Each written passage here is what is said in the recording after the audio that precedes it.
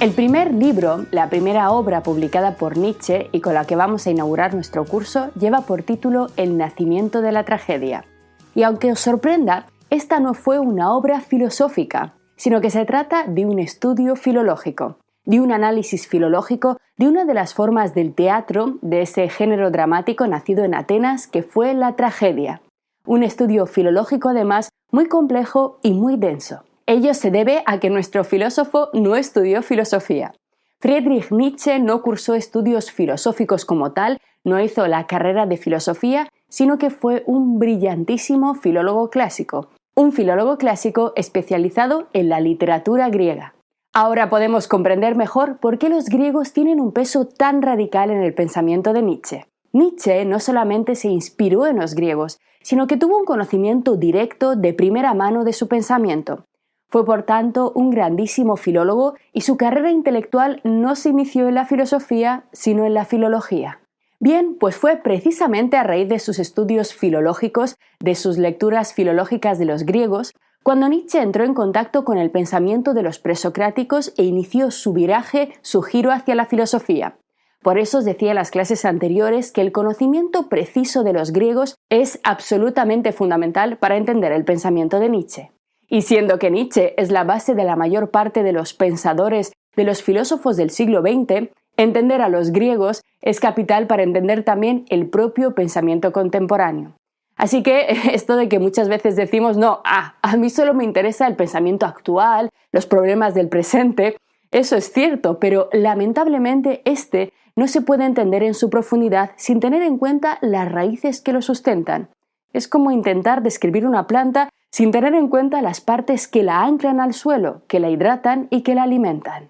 El nacimiento de la tragedia, todas las ediciones del nacimiento de la tragedia que podemos encontrar ahora mismo en cualquier librería, atentos aquí, suelen venir encabezados por un prólogo que ya el Nietzsche maduro, ya el Nietzsche de unos 50 años, que ya había creado, digamos, el grueso de su pensamiento, que ya estaba perfectamente estructurado, escribió a su primera obra de juventud, a la obra de un jovencito filólogo en la que sin embargo ya empezaban a emerger algunas de las ideas estructurales de la filosofía nietzscheana.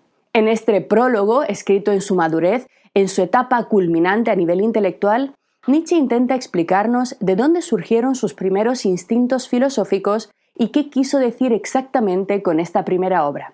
Así que vamos a iniciar nuestras lecturas de los textos de Nietzsche. Vamos a inaugurar nuestro curso, ya sabéis que vamos a leer muchísimos textos, leyendo un brevísimo fragmento de este prólogo del nacimiento de la tragedia, en el cual Nietzsche nos empieza a hablar de los griegos. ¿Quiénes son los griegos para Nietzsche? Nos dice nuestro filósofo. Los griegos, la especie más lograda de hombres habidos hasta ahora, la más bella, la más envidiada, la que más seduce a vivir, los griegos. ¿Cómo? ¿Es precisamente que ellos tuvieron necesidad de la tragedia? Más aún, ¿del arte? ¿Para qué el arte griego? En este brevísimo texto, lleno de interrogantes, de preguntas, de desafío, se condensa la mayor parte de las ideas estructurales del pensamiento de Nietzsche. En estas pocas palabras no solamente está la puerta de entrada a las primeras reflexiones de Nietzsche, sino a toda su filosofía. Sin embargo, para comprender a Nietzsche hay que ir muy despacio. Como acabamos de ver, no solamente es un autor teóricamente muy complejo, en el cual se condensa casi toda la historia de la filosofía anterior, sino que también es líricamente muy rico. Hay una enorme carga metafórica, poética en sus obras que a veces puede despistarnos en el camino de la comprensión. Así que vamos a ir lentamente desgranando este primer texto que vais a ver que es simplemente fabuloso. En primer lugar, Nietzsche nos dice que los griegos son la especie más lograda. Pero, ¿qué quiso decir con esto? Fijaos, desde el punto de vista de la filosofía occidental, desde el punto de vista de la historia de la Europa occidental, los griegos son los padres de prácticamente todas las ciencias, disciplinas o formas de arte que podamos concebir. Siempre que pensamos en el origen de una disciplina, sea cual sea, la física, la astronomía, las matemáticas, la medicina, siempre aparecerá el nombre de un griego como padre de dicha disciplina, o al menos como el primer occidental en desarrollarla. Pero no solo esto, sino que los griegos han sido los creadores de todo un conjunto de artes, teorías y cánones que a pesar del paso de los tiempos, a pesar de que de ellos nos separan 2 milenios y medio, siguen siendo para nosotros considerados como bellos, elevados, importantes y vigentes. Y esto es una clave capital. Los griegos crearon ideas, valores, formas de comprender el mundo y de estudiarlo que hoy en día, 25 siglos después, nos siguen pareciendo manifestaciones de lo más elevado del ser humano. Es decir, según Nietzsche, cuando echamos la mirada atrás y observamos a los griegos, nos entra una especie de vértigo, al mismo tiempo que una cierta vergüenza, porque nos sentimos literalmente diminutos frente al inmenso poder creador de este pueblo, de esta especie más lograda. Pero no es algo que solo nos haya pasado a nosotros, sino que tal como apunta Nietzsche, todos los hombres de todas las épocas, todos los estudiosos, pensadores, matemáticos, poetas, historiadores, políticos, científicos, han mirado con asombro y también quizá con un poco de envidia y sentimiento de inferioridad los increíbles logros de los griegos. Creadores sin parangón, los griegos fueron originales incluso en su propia exigencia de originalidad. ¿Recordáis lo que pedían, lo que exigían los presocráticos, los primeros filósofos? Que toda nueva teoría, ley, estatua, templo, poesía fuese nueva, distinta y rompedora. Y esta exigencia, esta obsesión con la originalidad y la innovación es absolutamente única y propia del pueblo griego. Podéis buscar en todas las civilizaciones de su época, podéis buscar en todas las culturas y jamás encontraréis esta exigencia tan acentuada de originalidad y de cambio. No importa a qué lugar geográfico o a qué lugar del tiempo queramos ir, todas las demás culturas de su época y gran parte de las posteriores, por supuesto, fueron culturas marcadas por el tradicionalismo y el conservadurismo. En ellas, lo importante era seguir la tradición, mantener intactas las enseñanzas, como veíamos, las enseñanzas, los métodos y las creencias de los antepasados, mientras que los griegos fueron unos locos originales e incluso en su originalidad. Así que uno de los rasgos principales de esta especie, la más lograda de hombres hasta ahora, es, según Nietzsche, en primer lugar, esta desbordante y envidiable capacidad creadora. En segundo lugar, en nuestro texto, Nietzsche nos dice que los griegos son también la especie más bella. ¿Qué quiere decir con esto nuestro filósofo? Lo que se quiere subrayar aquí es que los griegos no solamente inventaron o dibujaron las líneas maestras de la filosofía y de las principales ciencias, sino que, como muy bien sabemos, desde el punto de vista artístico, los griegos crearon el canon, el ideal, el modelo de belleza física, estética, que sigue vigente incluso en nuestros días. La definición de la belleza que ofrecieron sus artistas sigue prácticamente intacta en nuestros días. Observemos por un momento esta vieja, antigua estatua griega. ¿Os parece hermosa, atractiva, bella? ¿Cómo es posible que los griegos crearan un valor, una noción de belleza capaz de seguir operativa hoy en día? Que haya atravesado los siglos y que esta estatua nos perturbe, nos haga temblar con la misma emoción que sintieron los que la crearon. Por mucho que amemos, por supuesto, las expresiones contemporáneas del arte, no podemos negar esto. No podemos llamar a esta estatua fea o desagradable. Su armonía, su simetría y elegancia, su vinculación de la belleza con la juventud, con la vida, con el movimiento, con la fuerza, al mismo tiempo que con la calma, la concentración y la precisión, nos conmueve. Exactamente igual que conmovió siglos después a los romanos, que como bien sabéis imitaron ferozmente todo el arte griego, y también su religión y toda su cultura. Nos conmueve como también conmovió a los medievales, que terminaron prohibiendo y mutilando este arte antiguo. Pero el simple hecho de que lo vetaran nos indica que a ellos también les afectaba, les perturbaba, les hacía sentir quizá emociones descontroladas y prefirieron cegar este arte para que no les llevara por el mal camino. Nos conmueve como conmovió a los modernos, como conmovió, por supuesto, a los renacentistas que dedicaron sus vidas a alabar, estudiar, recuperar e intentar reproducir la pericia artística de los antiguos. Miguel Ángel luchó contra el mármol asombrado por la belleza del busto de Belvedere. Rafael pintó las estancias papales del Vaticano con una apoteosis del recuerdo de la antigüedad.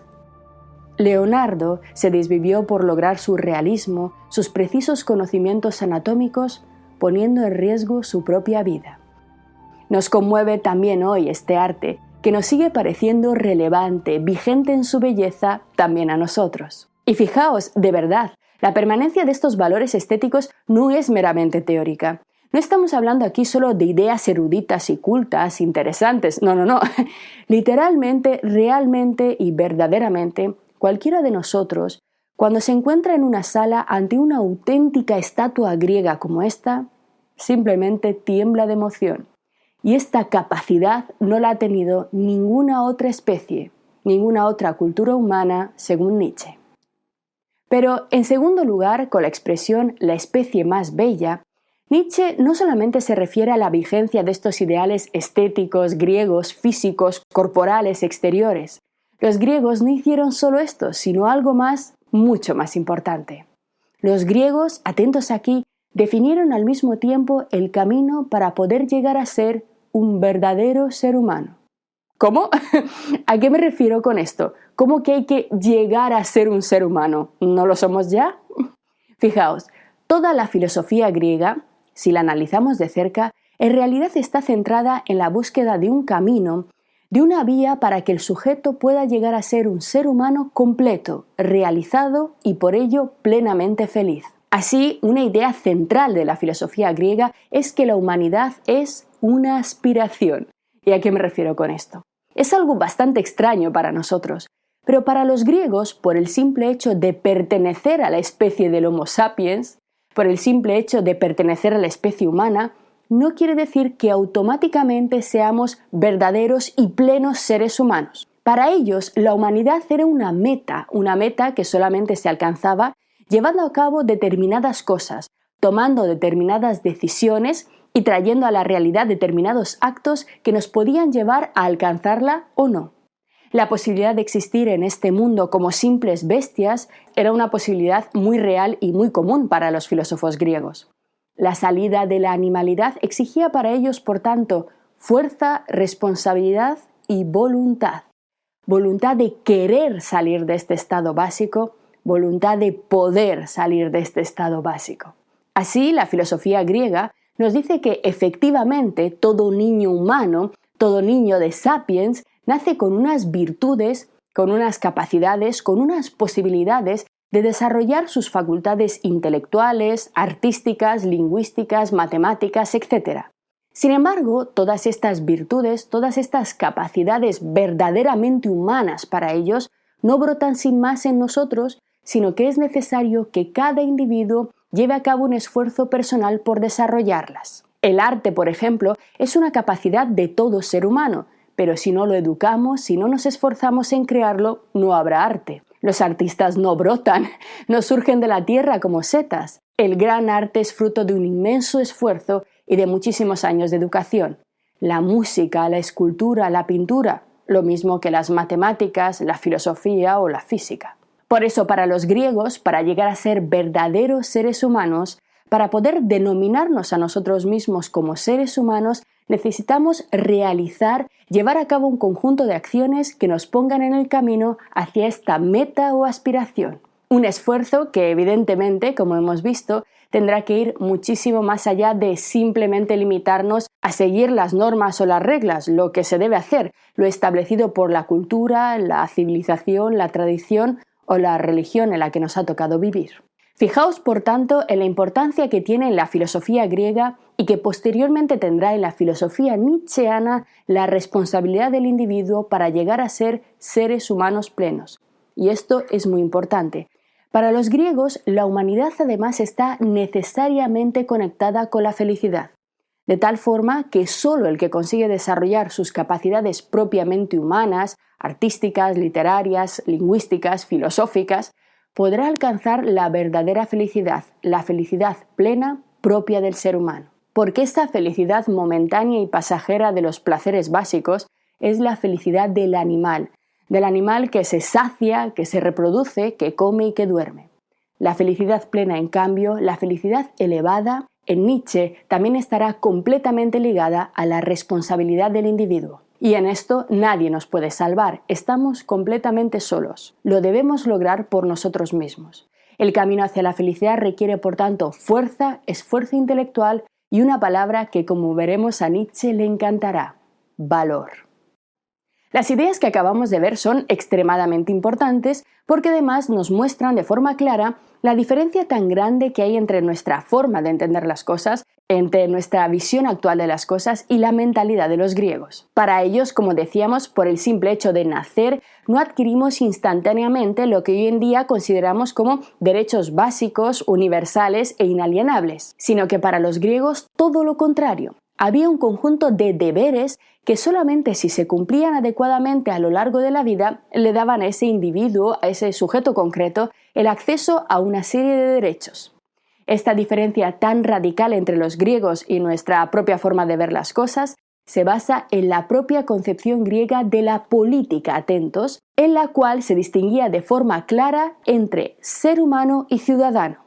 El ciudadano era aquel ser humano cuya opinión podía y debía ser tenida en cuenta en la política, es decir, en esta actividad en la cual se determina el destino de toda la sociedad en su conjunto. En Grecia, o mejor dicho, en Atenas concretamente, y en el resto de las polis que adoptaron el sistema democrático ateniense, solo los ciudadanos podían votar y solamente la opinión de los ciudadanos podía ser tenida en cuenta a la hora de tomar decisiones en la asamblea. Pero, ¿qué rasgos debían tener estos ciudadanos según los filósofos griegos? ¿Qué debía distinguirles de los simples seres humanos? Los dos elementos, los dos rasgos capitales que destacaron en sus teorías políticas la inmensa mayoría de los filósofos griegos del momento y que tenemos que entender porque son cruciales también para el pensamiento nietzscheano, son los siguientes. Los verdaderos ciudadanos debían estar dotados de racionalidad y autonomía. Es decir, el ciudadano era exclusivamente aquella persona que había logrado alcanzar un nivel cognoscitivo, racional, cultural suficiente y un grado de autonomía también suficiente para poder opinar en las asambleas, para poder pretender que su opinión fuera tenida en cuenta en aquella actividad que, repito, decidía acerca de la vida de toda la comunidad. Así que, si bien todos los griegos que formaban parte de las ciudades-estado, los atenienses, por ejemplo, vivían y convivían juntos, si bien todos ellos eran parte de una misma sociedad, vivían y morían juntos, vivían bien si tomaban buenas decisiones o perecían todos juntos si una mala decisión les conducía a la guerra o a cualquier otra desgracia. Así que, si bien todos formaban parte de una comunidad democrática, entendían que no todos debían hablar, opinar o intervenir en la asamblea, porque no todos ellos estaban igualmente formados y capacitados para poder tomar decisiones tan importantes. Al contrario de lo que pasa en nuestros días, para los atenienses la política era una actividad excelsa, elevada, que exigía a aquellos que pretendían dedicarse a la misma el más alto nivel de educación. Ellos entendían que al igual que no cualquier persona puede, por ejemplo, operar los ojos, yo, por ejemplo, no sé absolutamente nada de medicina oftalmológica y por tanto yo no puedo opinar en cómo tienen que ser operados los ojos de una persona o cuál es el mejor tratamiento. Ellos entendían, por tanto, que al igual que no cualquier persona puede opinar cuándo se deben realizar las cosechas o las siembras de las semillas, no cualquier persona puede opinar en cómo se puede hacer el mejor barco de guerra, no cualquiera puede opinar en cuál es la mejor medicina para tratar una enfermedad, entendían que de la misma forma en la que en estos oficios solo puede opinar el que sabe, el que tiene experiencia, el que se dedica a ello, entendían que en el caso de la política, que frente a todas las demás actividades es la más importante, porque solo si hay política se puede desarrollar la medicina, el comercio, el arte, solo si la política permite una estabilidad social y un bienestar social y la paz, solo si hay una buena política, todo lo demás se puede dar. Así que si en otros oficios como la medicina entendemos que el que debe opinar es aquel que sabe del oficio, pues muchísimo más en la política. Por ello, aunque en una parte importante de su historia Atenas fue una democracia en la que todos sus ciudadanos podían teóricamente votar, no todos los seres humanos, pero sí todos los ciudadanos varones a partir de una determinada edad, entre ellos se entendía que no todos podían o debían hablar en la asamblea, sino solo los dotados de suficientes conocimientos para ello. Fue precisamente este hecho el que estimuló la llegada a Atenas de los sofistas, maestros en retórica, como hemos estudiado en nuestro curso sobre Sócrates, o la creación de escuelas especializadas en la formación de los futuros políticos, como la escuela de Isócrates o la propia Academia de Platón, en las que se impartían estudios de largos años de duración y formación intensiva para convertirse en un buen político. Así que el político, aquel que se atreve, aquel que le echa el morro de pretender dirigir a la comunidad y conducirla hacia su destrucción o hacia su felicidad, tiene que ser una persona que tenga, al menos como exigencia para los filósofos griegos, estos dos rasgos: racionalidad y autonomía. Si os fijáis bien, los modernos abrazaron literalmente esta idea griega. La modernidad y sobre todo la Ilustración, que ya se acerca mucho más a nuestra época, asimiló la idea de que solo las personas formadas, las personas educadas, que entienden, que saben, pueden ser verdaderos ciudadanos capaces de decidir con criterio en política, capaces de entender el mundo y tomar decisiones correctas. Los modernos, que como bien sabéis, intentaban derribar el antiguo régimen, a los viejos sistemas monárquicos que se apoyaban en el analfabetismo, la ignorancia y el miedo del pueblo para crear regímenes mucho más libres, ya camino de nuestras nuevas formas de democracia, se inspiraron en los griegos. Por ello, estos pensadores enseguida supieron que necesitaban de alguna forma recuperar en cierta manera la idea griega de ciudadano, ampliándola, eso sí, al añadirle un ideal nuevo, el de la universalización de la educación y de la participación política. En el mundo griego, específicamente en el mundo ateniense, muy pocas personas podían ser ciudadanos, porque muy pocas personas cumplían con las exigencias básicas de ser varones mayores de edad, de padre y madre ateniense, y entre los que sí lo hacían, pocos a su vez podían permitirse dedicar su tiempo a la política, ya que ésta exigía muchísimas horas diarias para su práctica y, la mayoría de los ciudadanos tenían que trabajar para vivir. Por tanto, para participar y hablar activamente en la asamblea, debían tener tiempo libre, solidez económica, solvencia y poder permitirse además una educación, una formación muy cara y muy especializada. Pues los modernos lo que hicieron fue tomar el ideal del ciudadano griego, inspirarse en su concepción de la racionalidad y la autonomía y sumarle la idea de la educación universal. De esta forma, la gran meta, el gran sueño de la Ilustración fue el de convertir a todos los miembros de la humanidad en ciudadanos, porque solo contando con verdaderos ciudadanos se puede avanzar hacia la democracia real, hacia la verdadera libertad. Así, poco a poco, desde la Declaración de los Derechos del Hombre y del Ciudadano, aprobada a consecuencia de la Revolución Francesa por la Asamblea Nacional Constituyente en 1789, que afirmaba la libertad e igualdad en derechos de todos los varones franceses, hasta la Declaración Universal de los Derechos Humanos de 1948, en la que explícitamente se hace referencia ya en el artículo 1 y 2 al hecho de que todos los seres humanos nacen libres e iguales en dignidad y derechos, sin distinción alguna de raza, color, sexo, idioma, religión, opinión política, origen nacional o social, posición económica, nacimiento o cualquier otra condición. En este sentido, Atenas ha sido superada y el sueño ilustrado materializado. En el artículo 26, además, se afirma que todo ser humano tiene derecho a la educación, que deberá ser gratuita y obligatoria. La instrucción técnica y profesional debe ser generalizada y el acceso a los estudios superiores igual para todos en función de los méritos respectivos. El espíritu griego, que entendía la política y la participación en la misma como una de las tareas más importantes, fue recuperado en el artículo 29, donde se señala que toda persona tiene deberes respecto a su comunidad, puesto que solamente en ella podemos desarrollarnos de forma libre y plena. Por tanto, la educación, el desarrollo de las cualidades racionales, representaban el primer paso fundamental en la construcción de una humanidad plena en esta tradición greco-ilustrada. El segundo rasgo que hemos señalado del ciudadano griego, la autonomía, se transformó por su parte en una de las ideas más importantes del pensamiento de Nietzsche, cuyo significado quizá hemos olvidado de alguna forma hoy en día.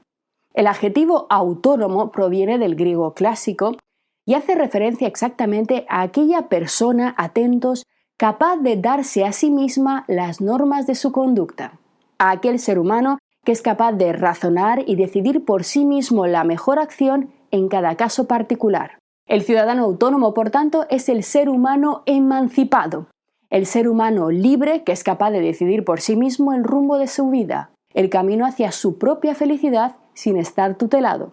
En el caso de los filósofos griegos antiguos, sin la tutela de una religión, de un contexto cultural represivo o de una tradición. El autónomo es el que busca en cada caso para sí mismo el camino hacia la felicidad, porque esa creencia de que las cosas se han hecho siempre de la misma manera desde el principio de los tiempos, de que hay valores inalterables, es simplemente una fantasía, una consecuencia de nuestro desconocimiento del pasado. No existen reglas generales que conduzcan a la felicidad de la misma manera a todos los individuos. Como podéis comprobar, la racionalidad está en el núcleo de todo este pensamiento griego, porque para ser autónomo, para poder decidir bien en cada caso, en primer lugar hay que saber, hay que conocer y comprender el mundo, igual que el médico, para poder decidir qué trozo de carne tiene que cortar, por dónde debe seccionar, tiene que saber, tiene que conocer el cuerpo humano. También nosotros tenemos que entender cómo funciona la vida, entender cómo funciona la economía, la sociedad, la naturaleza, la política, para poder ser verdaderamente autónomos, para poder decidir.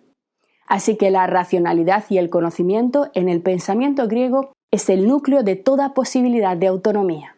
Para los griegos, de hecho, los dos peores males del mundo, los dos peores castigos a los que puede someter un ser humano a su vida son la ignorancia y la dependencia. Ser ignorante para los griegos es estar condenado irremediablemente a la desgracia y al sufrimiento, porque el no conocer nos hace tomar malas decisiones.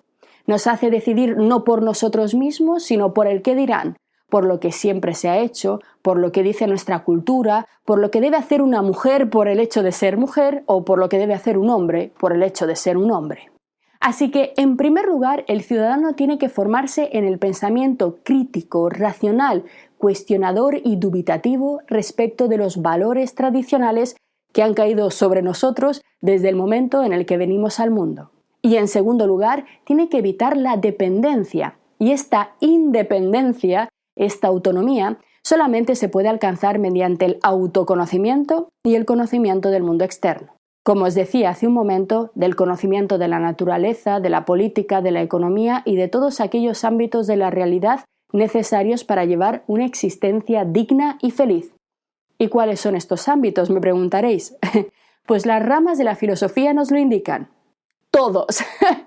No hay nada en lo que no debamos instruirnos para saber, para poder ser felices, porque la felicidad del ser humano se juega en todas y cada una de sus acciones. No solamente en qué carrera debemos estudiar o con quién nos debemos casar o no casar, sino también en cómo nos alimentamos, cómo cuidamos nuestra mente y nuestro cuerpo. Ahí está la idea de la racionalidad y el conocimiento en la base de la felicidad de todas las filosofías griegas. Pero si el hombre es una meta, una aspiración para los griegos, el superhombre será la meta y la aspiración para Nietzsche. De la misma forma en que los griegos decían que no nacemos ya siendo seres humanos, sino que hay que hacer determinadas cosas para poder alcanzar ese ideal de humanidad y por tanto aspirar a ser felices, porque, muchas veces cuando hablamos de estas cosas nos parece algo muy erudito, muy abstracto, muy alejado de la vida diaria y de lo pragmático. No. De lo que estamos hablando aquí, de lo que vamos a hablar, es de aquello en lo que nos juzgamos simplemente nuestra posibilidad de aspirar a la felicidad en la única vida que tenemos, ¿de acuerdo? De esto va la filosofía, toda la filosofía. Lo que pasa que se distingue un poquito de los manuales de autoayuda y es un poquito más difícil. Pues bien, al igual que para los griegos esta humanidad es una meta, para Nietzsche también el superhombre será una meta y una aspiración. Una aspiración extremadamente compleja y difícil de alcanzar, pero factible. Igual que para los griegos la humanidad se puede alcanzar, para Nietzsche el estado del superhombre también. Pero no nos precipitemos, esto lo veremos al final del curso. Hay que ir despacio, construyendo lentamente las ideas. Sin embargo, atentos aquí, a pesar de que Nietzsche considera extremadamente elevado e importante todo este pensamiento griego que acabamos de estudiar, todos estos valores, A pesar de que de los griegos absorbe todo este deseo de libertad, esta exigencia de originalidad, este poder creador, a pesar de la importancia de conocer el pensamiento griego para entender esa época y para entender también muchas de las ideas contemporáneas que a nosotros nos rigen y a veces nos confunden, Nietzsche considera que, sin embargo, los griegos no tienen que ser una meta. Estos valores no tienen que ser aquello que el ser humano debe buscar. Sorprendente. La propuesta de Nietzsche no será en ningún caso una vuelta a los griegos. Es decir, los griegos para Nietzsche son de alguna manera la plataforma de lanzamiento. Son la herramienta que nos servirá para comprender un estado del pensamiento humano anterior a la llegada de otras formas de moralidad. Los griegos son de algún modo un lugar en el que respirar, un lugar en el que inspirarse. Sin embargo, los griegos necesariamente tienen que ser dejados atrás, tienen que ser superados. ¿Por qué? Nietzsche nos lo explica de una forma muy clara. Porque estos valores, sus valores, no fueron lo suficientemente fuertes, ya que una nueva moral apareció en Europa y consiguió derrotarles. Una nueva moral que terminó por aniquilar todas estas ideas, la moral cristiana. Así que tenemos que regresar a los griegos, tenemos que conocerlos, empaparnos de su vitalismo y de su fuerza, respirar en el pensamiento griego aire puro, pero tenemos que ir más allá. La edad de oro del hombre para Nietzsche no está en los griegos. La edad de oro para Nietzsche no está en el pasado, sino en el futuro. Y esta edad la tenemos que construir. Lo que acabas de ver es solo un pequeño fragmento de este curso. Si quieres disfrutarlo en su totalidad y descubrir muchos otros cursos de filosofía, historia de la ciencia e historia del arte, visita nuestra web anaminecan.com. Y recuerda, este proyecto solo es posible gracias a nuestro programa de microfinanciación.